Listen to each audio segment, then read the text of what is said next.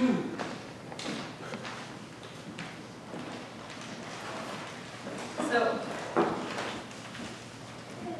I forgot my glasses at home. These are Sue's cheaters. Each day I get an email with a daily reflection from Madison Taylor. It's called the Daily Om. But one of her reflections this week was very appropriate to this service. And so I'd like to share just a little bit of her reflection. Most people agree that a more peaceful world would be an ideal situation for all living creatures. However, we often seem stumped as to how to bring this ideal situation into being. If we are to have true peace in this world, each one of us must find it in ourselves first.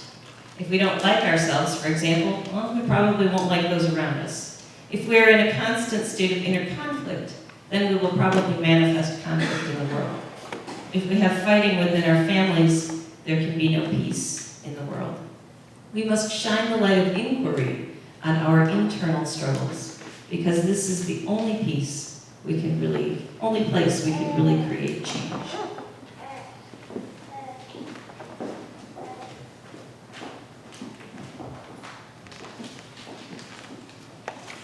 Today's reading is from John chapter 14, verse 27. Peace I leave with you, my peace I give to you. But the kind of peace I give you is not like the world's peace. Don't let your hearts be distressed. Don't be fearful. Would you pray?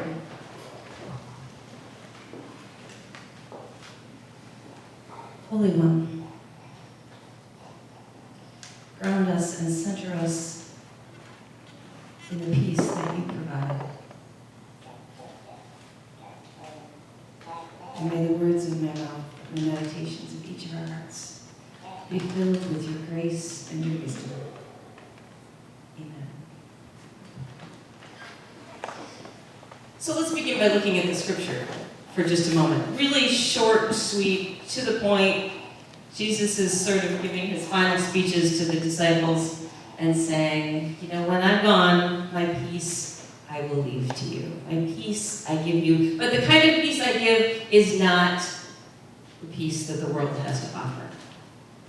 What does that mean? What's the peace the world has to offer? Not fighting with each other. More of maybe an external, and we don't get a lot of that either, do we? But not fighting with each other. Romans were trying to encourage people by slaughter. Sure, the Romans thought killing people provided a peaceful solution. Sort of an oxymoron. So the kind of peace Jesus offered was peace within. So what does that look like? How did that manifest with him? If you think about the stories we've heard about Jesus, or the things that he said, what does that kind of peace look like? He accepted everybody no matter what they were like. Okay, so he accepted everyone. No judgment. What else? What did that peace look like on Jesus? Unconditionally loving. Unconditionally loving. So not judging, but loving. What else? Calm. Serenity. What else?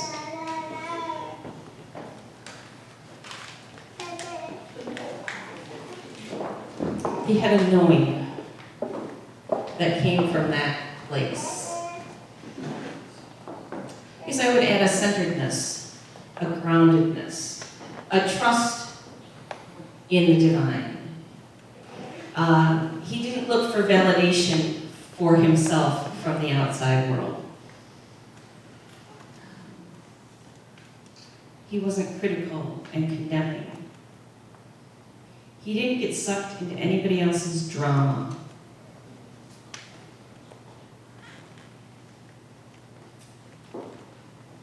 So if that's the kind of peace that he had, that he left for us, I'm like, well, where is it? You know, how do I get a hold of that? Because that's really pretty cool. And I started thinking about it. I'm like, well, it's not something I can read in a book, and it's not like a magic stone I can put in my pocket, and it's not something I can pick up at the post office. If he left it for us, where is it? And the key is a little bit earlier on in that chapter in John, where he talks about the fact that none of us are separate from one another or from God. He says, I am in God, and you are in me, and I am in you.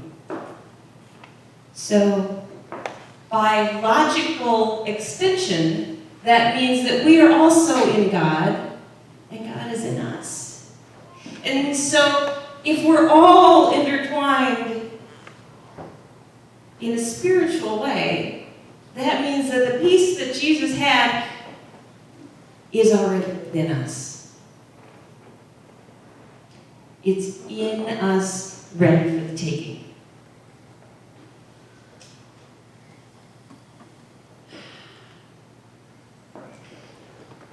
We like to hope for peace in our world. You know, especially perhaps on this day.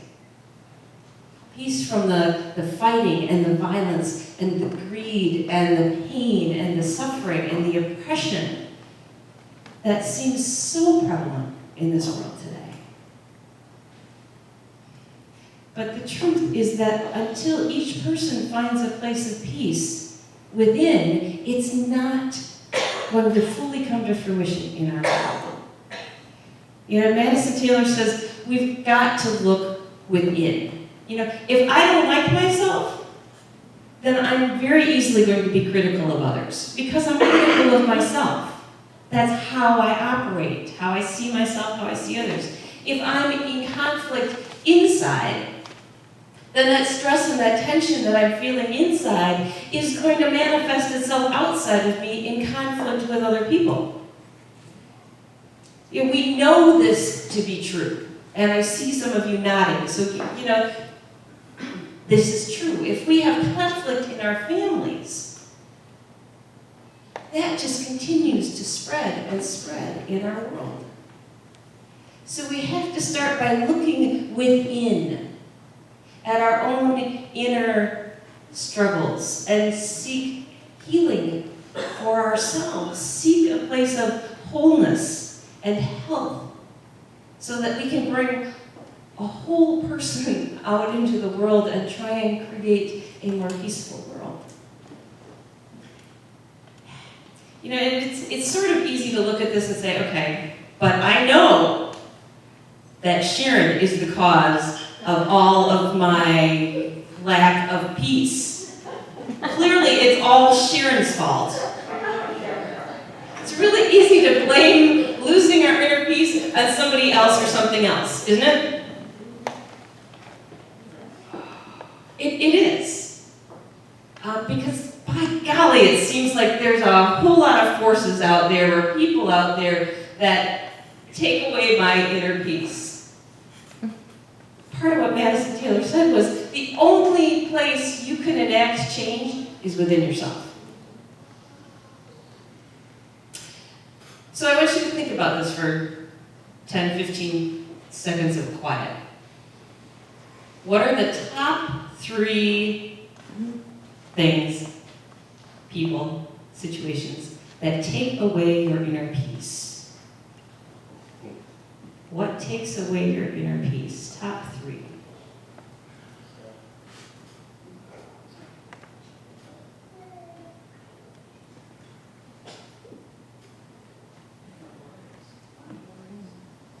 Okay, Sharon's going to share. We can share a few now. That's money worries. Okay, opinion? Too much to do in too little time. Too much to do and too little time to do it in. What else? What takes away your inner peace? Driving in Illinois. At rush hour. Jerry? Doubt. Doubt. Doubt about? Doubt about the course of action you should take insecurity about how to deal with other people, or Okay. Doubt about the course Just of action you should questioning take, yourself. questioning what the right thing to do is, add fear to that. Your attitude, deciding how you're gonna respond. Right. So deciding how you're going to respond takes away your inner peace. Well, if you don't respond to it. If you don't respond in the right way, your inner peace will be gone. Being judgmental. Being judgmental can take away your inner peace. Dwelling on mistakes. What was that? Dwelling on mistakes. Or Dwelling on your mistakes. Yes, that will take away your inner peace. Being around negative people. Being around negative people. well, What was that? Guns. In that you have them in your house and they're taking away your inner peace, or you're afraid of them and it's taking away your inner peace. People who have them. You are afraid of people who have them. Brendan? Selfishness of others. Selfishness of others? Our own selfishness would take away our inner peace too, but yeah. I mean, as I was doing my list, some of my top three were, the top one was unmet expectations. Which is really my fault because I set my expectations too high. And the second one was conflict with others, which I really don't like, which is probably because I'm seeking validation from other people. And the third one is just worry. I don't get caught up in it a lot, but occasionally I'll wake up in the middle of the night and dwell on something for an hour. It goes around and around and around in your head that I can't do anything about at 3 o'clock in the morning. But it's that worry that takes away my inner peace. So we have all of these things that throw us off center, out of balance. And it feels like we have no control sometimes of that loss of inner peace. This last week, we were talking about some things in the women's spirituality group on Wednesday morning. And Racine was telling a story that I asked permission to share. And she was saying that a couple of years ago, she got obsessed with watching the news. And that took away your inner peace, to say it perhaps lightly. It caused a great deal of anxiety, fear, to a point where she isolated, stayed at home, really took her down a very, very unhealthy path. And the solution at the end of the day was to stop watching the news, which sounds like a really simple solution. And I think a lot of the solutions to the things that take away our inner peace can be very simple, they're just not easy to do. You know, drama sells. All of our news stations are telling the stories they tell because they're dramatic stories and they sell. And we get hooked on drama, whether it's on the television or in our workplace or in our families or with our friends or in our church community. We get hooked on drama. And you know, when we get hooked on drama, it's like riding one of those roller coasters, right? You know, you think maybe it's getting better, you're going up, things are kind of calm, and then shoom, you're down and around the corner, thrown upside down a few times, and you get stuck going around and around and around on that roller coaster. So think about this for a second. When you go to the carnival, when you go to the festival, what do you have to do to get on the roller coaster? What do you have to buy? You have to buy a ticket to get on the roller coaster.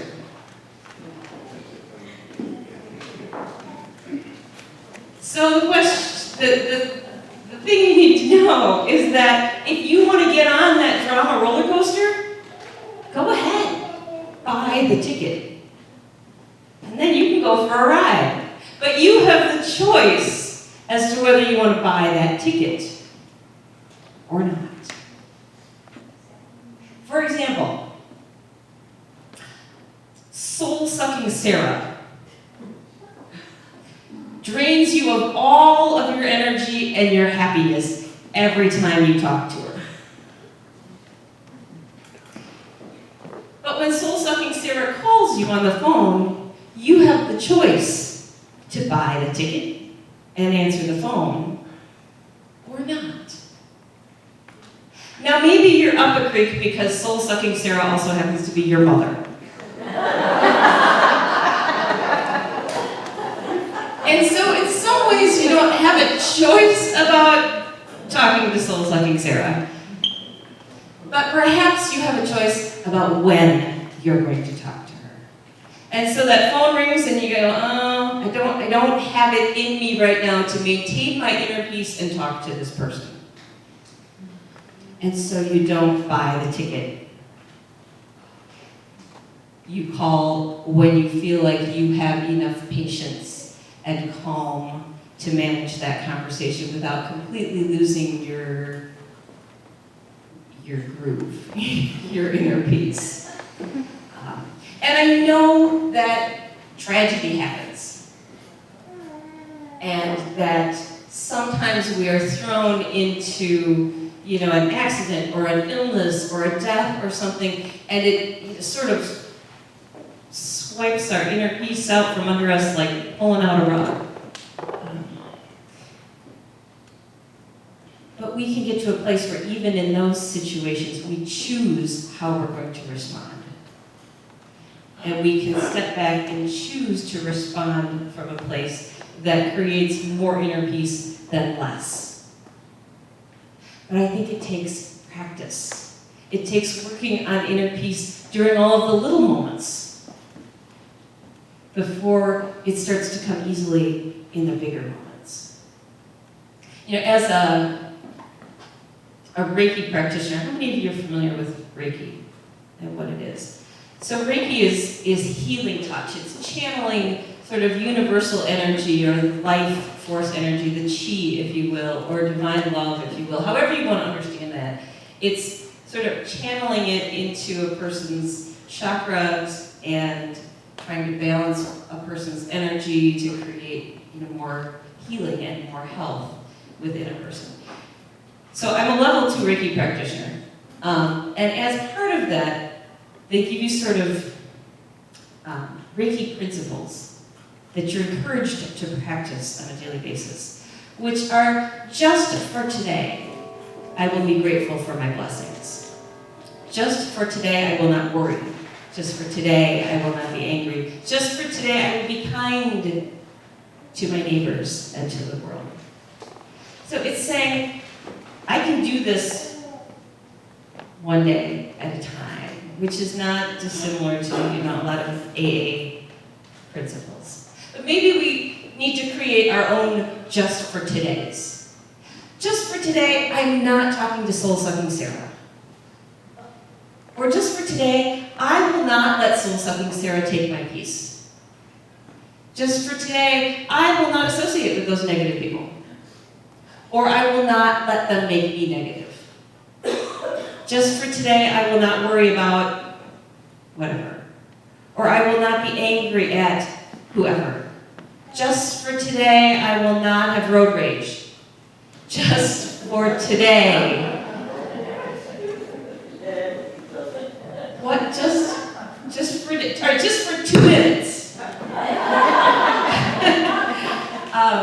Just for today, I will not get sucked into whatever this drama is that's going on.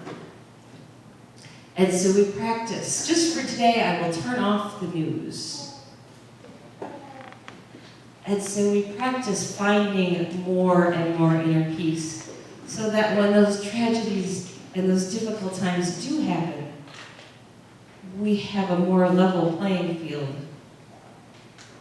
with which to work with. Let me share a story. This week, I get a newsletter from the Center of Action and Contemplation. And there's a story in here this week about Shelley Chapin Drake, who's a beloved friend of the center, and she passed away after living with cancer for about 10 years. And this is something that she wrote before she died that her husband shared with the center. She wrote this. Her husband's name is Kirk. Kirk and I decided early on that what we long to surrender to is not an ideal or a safety net, but wonder itself, capital W, wonder itself. We have held on to the concept of wonder as a guiding concept, a way to focus our attention in these days when life is so uncertain. We have absolutely no idea what the author of love is asking of us, except we are fairly certain the beloved one is not asking us to lay claim to any certainties at all. We are fairly sure that the beloved is simply holding us tight, holding us close, holding us in pure love, in the palm of love's hand. And for what else could we possibly ask? The more we live in the wonder and welcome of our placement in this very heart of love, the easier it is to trust, to release our fears, to live without proclaiming certainties, to settle into this very core we can only call love.